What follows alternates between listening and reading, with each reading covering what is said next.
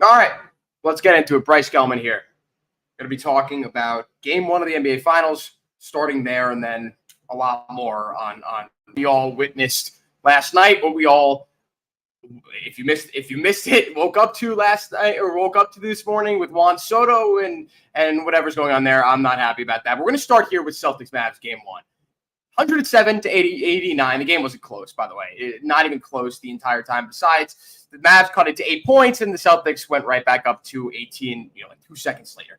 But I want to touch on this quickly. And if you're just joining now, I'm Bryce Gelman. Thank you so much for coming in here. I'm going to be talking about the game 1 last night, and of course what happened with Juan Soto and the concern and all that great stuff. But let me just say this about this series. It's something I tweeted last night because in my prediction, I said Celtics in 6. I stick by that. Even after last night, I think the Mavs get 2 games. I think that's realistic to assume when you've got Luka Doncic and you've got Kyrie Irving on the same team. But the biggest X factor in the series is, of course, Kristaps Porzingis. There was no good matchup on especially on the Mavs, but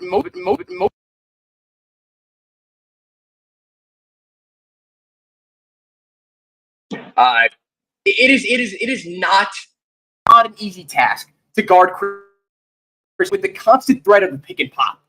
Kristaps Porzingis goes, sets the screen, pops out, automatic mismatch against the guy who's 6'5", 6'6", shoots right over them. How many times did we see that last night? Porzingis plays 20 minutes at the plus 16 rating. He's the reason they win the game.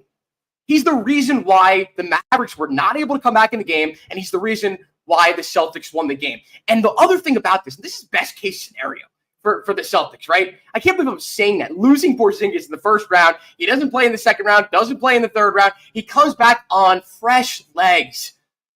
He looks hungry. He looks like he hasn't gone. I mean, listen, everyone just had 7 full days off, right? Everyone is somewhat healthy right now, right? Even Luka looked fine. But when you factor in the fact that Porzingis hasn't played an NBA basketball game in over a month, of course he's going to come out and look as fresh as he did last night. And he comes in at the end of the first quarter, automatically makes an impact. The stretches, the block, the three on the other end, like Porzingis is just that guy in this series. He is what puts the Celtics over the top. He is the reason why the Celtics constantly throughout the season were favored to be the finals winners. Of course, look at this team on paper. They're unbelievable, especially defensively. I mean, the best defensive backcourt in the league with 2 all-defensive guys, Derek White and Jrue Holiday. That's the other thing I wanted to get into, because it was very tough for Kyrie Irving to get what he wanted in this game. I understand you can say what you want about the pressure going back to Boston. He has an awful record against Boston since he left them in 2019. Man, I don't know about what Kyrie is going to be able to do in this series. We know what Luka could give you. We know what he gave you last night, 30-plus points. Relatively efficient from the field, considering it's Luka Doncic. Luka's going to shoot 25, 30 times a game. Kyrie Irving coming down the court. He's a guy, and if you watch a lot of NBA basketball, you know he thrives on mismatches, but he also could score on your best defender. The thing with the Celtics is, and this is what makes them as good as they are, is the fact that they're able to switch on anyone on Kyrie Irving. And you saw it in the first half. You saw a lot of Derek White on Kyrie Irving, who did a very solid job. And then you saw them switch it up a little in that second half with Jrue Holiday on him. And then sometimes Jason Tatum was guarding him on some of those possessions. It is so tough for anyone in the league, not just Kyrie Irving, for anyone in the league, especially if you're a guard, to get what you want against the Boston Celtics. And I'm going to give Kyrie the benefit of the doubt because he has, along with Luka Doncic, willed this Dallas Mavericks team to the NBA Finals, and it's not a small task, right? Like it's not something that we should overlook. Kyrie Irving was able to do what Kevin Durant hasn't been able to do since they both left Brooklyn. And Kevin Durant hasn't even come close. And Kyrie did it in now his second season with the Dallas Mavericks. So all the credit to him. I think he'll bounce back. I think he'll have a really good game too. But in game 1, it just kind of showed you just how good this Celtics team is. Like, yes, you could chalk it up to Dallas playing a bad game. They went 7 for 27 from 3. Like they're probably not going to shoot that poorly from 3 all series long. That's why I give them the credit. That's why I think that they'll win 2 games in the series. But when you look at the overall outlook for this series, you notice the fact that Dallas just does not match up well with Boston. No team matches up well against the Boston Celtics. I'm a Knicks fan. I'm going to say it right now. I think the Knicks beat the Celtics. Full strength. I think the Knicks are a defensive juggernaut. I think they beat the Celtics. I don't think there's any bias in that. That's another story for another day. But we're talking about this series here, and Dallas being one of the greatest defensive team. They were the best defensive team. They were the best team in the West after the trade deadline, after they got Gafford, after they got P.J. Washington. Great defense. At the end of the day, it doesn't matter if you're not going to provide on the offensive end. And when you look at both of the defenses, Boston has a better defense. As good as Dallas has been defensively, again, as good as all those guys have been, they are nothing like Boston. They don't have Drew Holiday, Derek White, Jaylen Brown, Jason Tatum, Al Horford, Porzingis when he comes in. Like they provide you every single thing you need on the defensive end to beat and match up against any team in the NBA. And now you add Porzingis into all this.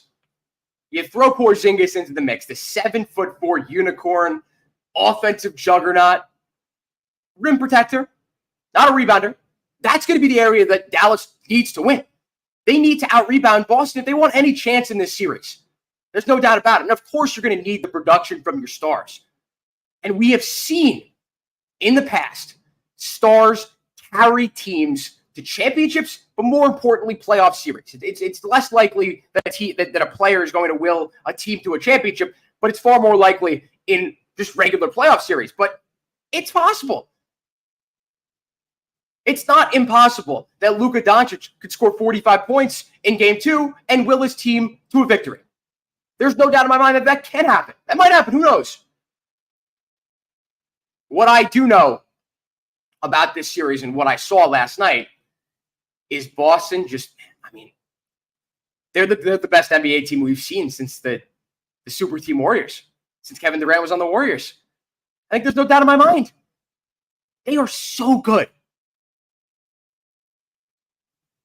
And they barely had a dent, barely a scratch. Yes, they had a few very close games in that Indiana series. They probably should have lost, but no dents, no scratches. They get to the NBA Finals. They have 7 days off to give Porzingis all the time in the world to come back. They didn't need Porzingis late in that series. If they did, the start of the series is a completely different story. And I know there are a lot of people out there saying, oh, the Celtics got lucky, all the injuries in the first, second, and third round. Oh, they were the number one seed. They deserved it. They deserved those matchups. They deserved not having to face the Philadelphia 76ers in the first round, who I think would have won 1 or 2 games at least. They deserved to get the Heat matchup. They deserved, of course, you don't root for injuries, and injuries they're awful. They're the worst part of sports are injuries. Speaking from a Knicks fan, of course you understand where I'm coming from. Injuries are terrible. And they got the Heat without Jimmy Butler. It is what it is. They were the number one seed, and they got the best matchups possible, and that's how it should be. You shouldn't get screwed for being the number one seed. So they were the number one seed. They had the easiest path to the finals. So be it. It is what it is. So now the Celtics are in a great spot. They are healthy. They're X factor. I think either way, if Porzingis plays the entire playoffs, doesn't matter. I think Porzingis was the X factor all playoffs long. And now you add him into the mix, and it's just like, man, what the hell am I going to do to guard that guy? Who am I going to be able to put on him? Even Derek Lively's a mismatch. Like, who do you put on him? You can't extend Gafford out to the perimeter. You're not going to be able to rebound. You're going to put Derek Jones. Good luck. Enjoy. Porzingis takes you to school. This series will need to be won by the Dallas Mavericks through their stars. They have no chance without them. And 6 for 19 for Kyrie Irving last night. 12 points. Just not going to get it. He doesn't even get to the foul line. Terrible performance. He needs a bounce-back performance in Game 2. I think he will. I think he absolutely will. 9. This is the biggest issue that I had last night with Dallas. Just 9 assists they had last night. 9 assists. They had less assists than the Celtics had blocks. In the year 2024, that happened in a basketball game. In an NBA Finals game. So if you're the Dallas Mavericks, you just got to establish some sort of competency on the offensive side, some offensive stability. You got to get open looks. You can't just run ISO ball up and down the floor. You can't. Celtics do it. You can't fall into the same mistake. It's not a mistake for Boston. It works for them because they have all these options, of course, and they're able to stretch the sport, the floor, space the floor, whatever. Dallas can't just rely on these isolations, and they have to get better looks. They've got to run. Listen, I'm not an NBA basketball coach. They have to run some plays to get other guys open. They have to get PJ Washington going. PJ Washington actually had a pretty good game last night. Either way, I digress. They need to be able to get these guys open in space and establish at least some sort of transition game. I know Luka's a slow guy. He likes to move methodically, but get the ball up the court. Get it up quick. What's the worst that could happen? All right, that'll do it for this finals talk. I want to get into the more important stuff in my mind, and that's the health of Juan Soto. So if you missed it again, if you live under a rock, and by the way, I'm Bryce Gelman. Thank you for joining me here in this live. Going to be focusing now on the Juan Soto injury. If you live under a rock, Juan Soto left last night's game, which was rained out, due to left forearm discomfort. And that's obviously his throwing arm, and then not a good look. And Jason Dominguez had a very similar situation. And of course, he needed Tommy John and missed 8 months. So Soto comes out and says that he's been bothered by it for a week or two, he says, and hasn't really been feeling it in baseball activities, but there's a general soreness there that he feels when he makes any move in his left arm. Deep breath. Let's take a deep breath. I have not seen a better Yankees team, a more sustainable Yankees team than what we've seen in these first 65 or so games. You could say the 2022 Yankees in the first half of the season, but you knew their bullpen wasn't going to keep that up. And you could say about this Yankee team, well, of course their starting rotation isn't going to be able to keep their cumulative 3 ERA or whatever it is. Well, maybe they can because they have the reigning Cy Young returning to their team. And they did all this without Garrett Cole. So it's just like, why can't we have nice things? Why can't we as Yankee fans just sit back, relax, and enjoy the show? Why is there always something? And there's just so much that can result from this. There's so much that could stem from this type of situation that I'm not gonna speculate here. I'm not gonna make any bold claims, or I'm not gonna stir any bullshit up. Right? I'm not gonna do any of that. But I am going to discuss some hypotheticals here. And the first hypothetical in all this is the worst case scenario is Juan Soto needs Tommy John. Juan Soto gets Tommy John. He misses 3/4 of the season. You know, he misses the rest of the season, which is around 3/4 of the season, whatever it may be. And he misses the start of the next season. Like, that happens, okay.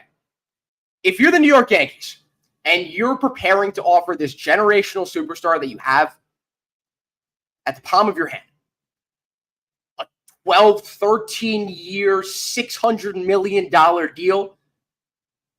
If you're Hal Steinbrenner, and listen, I'm not discussing whether or not I do it. I'm just discussing what Hal Steinbrenner would do, especially from what we've heard in the past. What we've heard in the past 3 or 4 weeks. I don't know exactly when, but when he spoke to the media, basically saying, we're spending too much. We have too high of a payroll. The New York Yankees, again, saying that. With the millions of dollars they pull in from ticket sales, from jersey sales, from Yes Network. Oh, but you're spending too much. And I could get into this topic. I don't want to do it. I've done it a million times. No matter where I've discussed the Yankees. On my radio shows in college, whatever, it doesn't matter.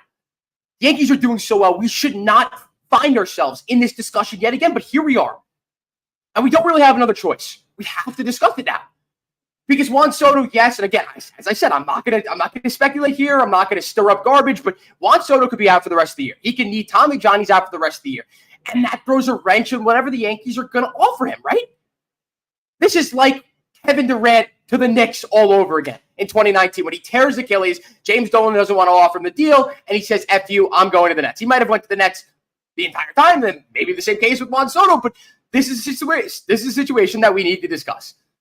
In that, if Juan Soto is out for the rest of the year, he suffers, he needs Tommy John surgery, and he misses the rest of the year. Hal Steinbrenner might look at it and be like, why am I going to offer a guy who just missed more than half the season that type of contract? Again, I'm not saying this will be the case. I'm not saying I do this. I'm just saying it's a possibility. Where Hal Steinbrenner refuses to open up his checkbook and he says, you know what? I like what we have. Do you really? Will you really like what you have? The one thing I will say about this Yankees team, and again, I really, fingers crossed, all the prayer circles in the world right now needed for this. If Soto is injured for the rest of the year, and the Yankees, even if Soto's out for a month or 2 months or whatever, and they lose Soto, do I think the Yankees could sustain at least some level of success? I do. I don't think this is a situation like last year where you lose Judge, you lose your entire team. Because Aaron Judge has proven you, especially in this last month, that he is the best player in baseball. He's even better than Juan Soto. And Soto has done it consistently since the start of the year. I mean, he's been unbelievable in his last 7 games, but he's been really good all year long. Judge sucked that first month. He did not look like himself. He was able to put it together and figure it out, and that's exactly what he did. And he became the best player in baseball, like he is, like we all know him to be. If the Yankees have one of the two, they're in good shape. They were able to stay afloat at the start of the year with Judge playing as poorly as he was because Juan Soto was on. So if Judge stays on, the Yankees lose Soto, I am confident with where they are. I think they were able to keep, obviously not the pace that they're winning at right now, but keep up a pace that will lead them to the playoffs in October. But of course, at this point right now, that's all you're looking at. There's no circumstance, there's no occasion in which the Yankees don't make the playoffs, right? We saw it last year. And again, I'm not comparing the two. I'm contrasting the two. I don't think it's a similar situation. I really don't at all. Because when Judge went down, when he ran into the wall at Dodger Stadium, I think all of us Yankee fans collectively looked at it and said, well, we're screwed. It's over. I know there are a lot of Yankee, a lot of my friends, the most positive, optimistic Yankee fans out there. And I'm like, how can you be like that? How many times in the last 7 years have we started the year with World Series expectations, and by October, it's like, well, if we win a playoff series, great. And that's where we're at right now. And I think things have shifted, especially when you go out and trade for Juan Soto, knowing you only have him 100% for another year. You're all in right now. So I think things change now, but just in the past, I just cannot understand my friends who are the most optimistic Yankee fans out there. And even right now, there's not much optimism. Who knows? Who knows, guys? This is, why can't we have nice things? Soto is supposed to get some imaging tests done today, so we'll know more soon. Maybe it's already been released. Let me check my phone. Apologies for this. Yep, nothing. All right, so there you go. No updates on Juan Soto yet. It is 1:40. The lineups haven't been put out for game 1 of this 3-game series against the Dodgers. Very exciting. Dodgers come to the stadium. It's going to be a fun time. If you're going, enjoy. I wish I was. But it's just unfortunate that we're not going to see Soto in this series, which was certainly something that a lot of people were looking forward to. I'm sure Major League Baseball is not going to be happy about that. But again, there are just a lot of cause to be concerned. And I don't like to fall into my past pessimistic tendencies. And if you know me well, then you know that I could do this, but I think that there's good reason to feel this way right now. 100%. Again, as I said, you see the most optimistic Yankee fans out there holding their breath. Because this could be Tommy John. It could be Tommy John. If it's Tommy John, the Yankees are screwed. Yes, they could still go a long way, but they're not winning a World Series without Juan Soto, and that isn't even the biggest issue. It's after the season. When the Yankees could sit there and be like, well, I don't want to offer him what I was going to offer him before because he got hurt, and then Soto says, F you, I'm going somewhere else. That's what I'm thinking right now. It is very easy for a player who gets hurt. And look at various players. I know this is more likely and more common in the NBA, where rehab can be a little bit more rigorous, especially with the shorter season and everything. And, you've seen Garrett Cole, who got injured, travel with the team still.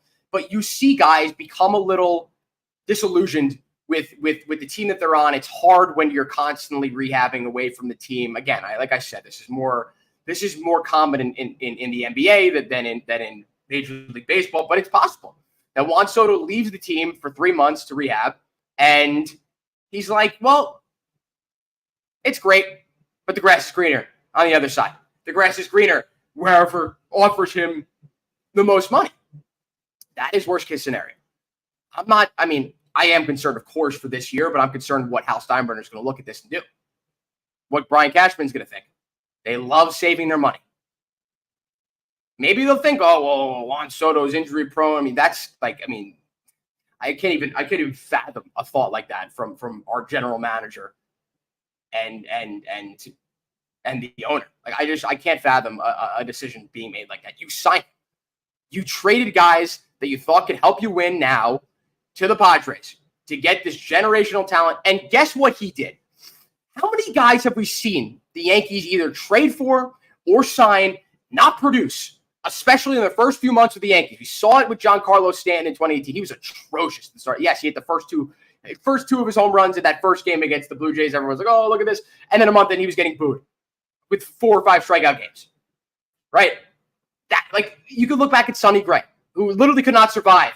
Lance Lynn, who ended up having a generational year the year after he leaves the Yankees. We could go through the entire list. You know all these guys. I know all these guys. Juan Soto was not one of them. He came in from the start producing. He's been by far the most consistent guy on this team. He hasn't gone through realistically any bad cold stretch. Yes, 2 or 3 weeks ago, he wasn't hitting as well, but he's responded. You saw what he did last Sunday against the Giants with the go-ahead 2-run home run. Help them win the game, to put them over. I can't deal with it. I can't handle all these injuries. And when will they stop? And this could be the most hurtful injury that I think any of us New York sports fans have ever experienced. And it would dwarf the Julius Randle one. And I can't believe I'm saying that. Because Julius Randle's still in the next year. They could still run it back. With Juan Soto, there's a lot of uncertainty. There's a lot of uncertainty with what could happen and with what Hal Steinbrenner is thinking. We have no idea what's realistically going on behind closed doors with these discussions. And hopefully, as time goes on, we'll know more about this. And hopefully we'll get some positive news about this, because I can't handle a Juan Soto Tommy John announcement. I don't think anyone can. It's just man, why can't we have nice things?